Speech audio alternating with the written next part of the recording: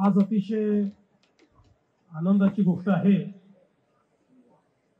की श्री प्रसाद लाड यांच्या निमंत्रणावरून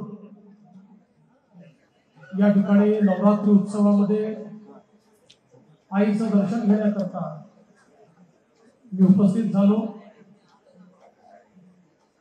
माझी आई अंबेच्या, आई जगदंबेच्या, माँ कालीच्या, माँ दुर्गेच्या, महालक्ष्मीच्या चरणी प्रार्थना आहे की आईने आपल्या सर्वांनाच शुभाशीर्वाद द्यावा, सर्वांच्या जीवनामध्ये सुख, समाधान, आरोग्य, ऐश्वर्य द्यावं, सर्व संकटांचा सामना करण्याची शक्ती आपल्याला द्यावी।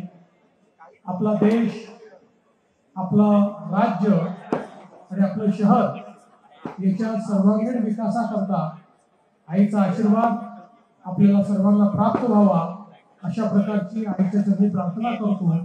आणि मराठवाड्यामध्ये जो महापूर आला तिथल्या शेतकऱ्यांच्या मदतीकरता प्रसाद लाडजींनी आणि आशाताई मराठेंनी जी काही मदत केली त्याबद्दल त्यांचे मनापासून आभार मानतो आणि माझं बोलणं संपवतो।